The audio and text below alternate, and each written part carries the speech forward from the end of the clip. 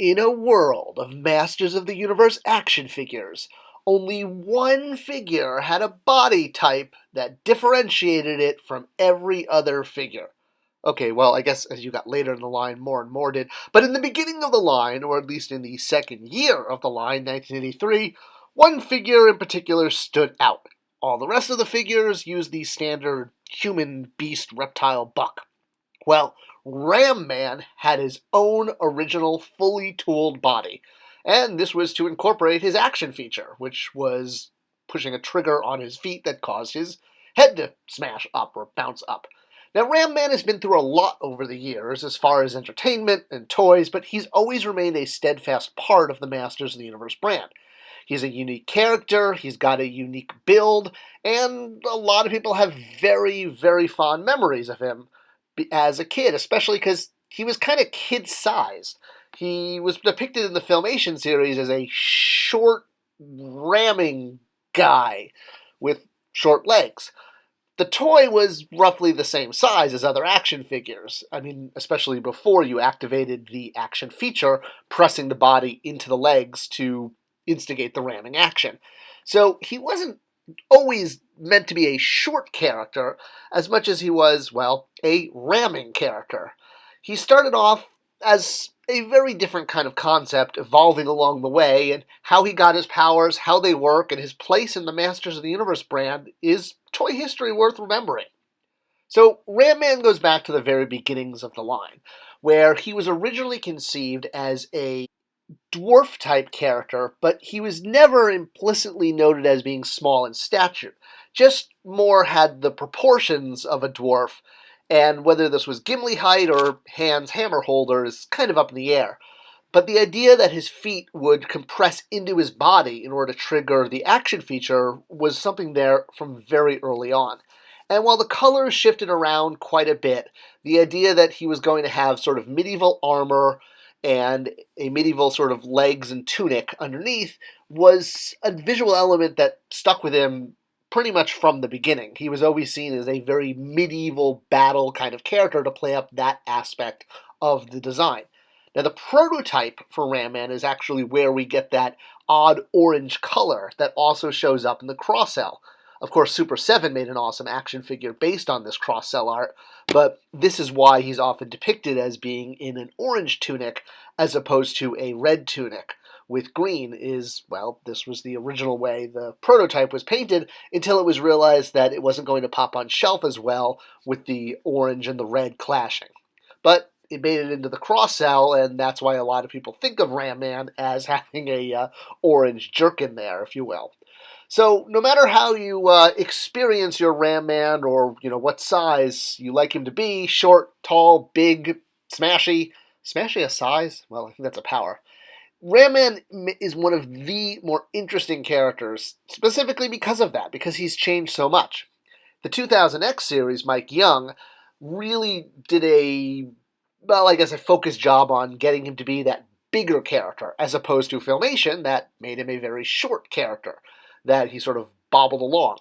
In the Classics line, we really embraced what happened in 2000X with the idea that he was the big, bulked-out Hulk of the team. And this really plays into what was happening in comic books in the early 2000s and the late 90s, where all of the teams tended to be very cookie-cutter. They had a flyer, they would have maybe a heat guy, a heat girl, they'd always have a big, humongous Hulk-esque thug guy, really prevalent in a lot of the early Image books.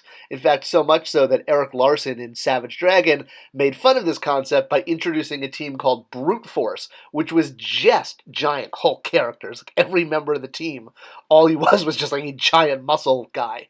So, realizing that every team in the 90s looked like this. And Masters of the Universe, very similar. You got your gadget guy, your flyer, and Ram Man became your big brawn. Now, brawn and brains, however you look at it, whatever movies you use as their sidekicks, they tend to be one of those things that doesn't always go together. So when you have the really super smart guys, they're usually not that strong. When you have the strong guys, they're not always that smart. And Ram Man was definitely depicted in the 2000X show as not necessarily the brightest bulb in the world, but he was still very honorable, very courageous. He wasn't he wasn't a moron. He just, wasn't the guy coming up with the strategy. Now, when it came time to doing his bio, we had to really pick and choose what we could pull from.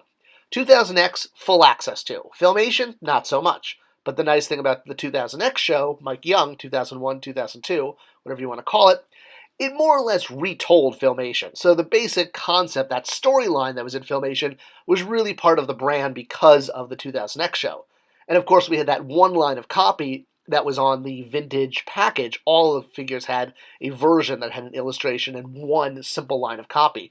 So this was always the final line in all the bios, if you go and check it out.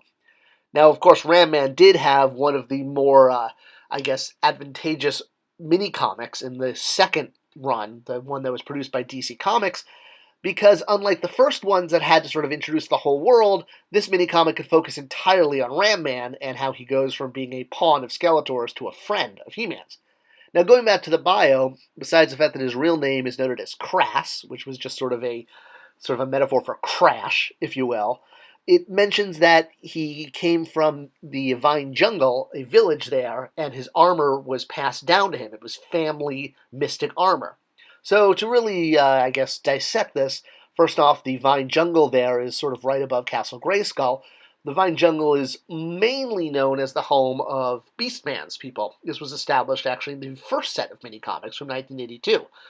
And Beastman's powers come from that necklace he wears. You can see the Beastman video on this channel from a few months back. The idea that every character in Beastman's species could control animals was way too powerful. So the idea was, well, no, it's not their species can do this, it's that this amulet allows the species to do this, and Beastman stole it when he was banished from his village. That's what allows him to control different creatures like the griffins and, et cetera, et cetera. I really do wish when we made the Classics figure that we made the amulet a separate piece so that you could sort of, give it to other characters. Now that character has Beastman's powers or, something like that. Anyway, that's neither here nor there. What is here nor there is Zalacia. So this is what Zalacia looks like in He-Man's time. It's buried under sand. But back in King He-Man's time, and Hero and Dare and Preternia, all that, well, Zalacia was a major city. And it was located in the sort of southeast quadrant, I guess, if you will, of Preternia. So Center Tower being in the exact center. You can see Zalacia down there by the corridors of Lithos. So, why is Zalacia so important? Well, Zalacia was home to a very specific type of magic. Magic that could, knock things over or keep things from being knocked over. And it was controlled by this gentleman here, the Faceless One. Well, he does have sort of a face. Just can't see it right now. So, one of the objects he had in the animated series was this, the Ramstone. So whether it's in the animated series or you've created a prop replica because you're a much more talented customizer than I, the Ramstone is about, a little bigger than the size of one hand, and it came as an action figure accessory with the Faceless One, since he was the guardian of it in the 2000X series. See, I told you he had a face, just, not quite a, full face. Faceless One still has a face. I don't know. I don't make this stuff up. I make the other stuff up. All right, so the Ramstone, protected by the Faceless One in the city of Zalacia, and it basically can smash through things.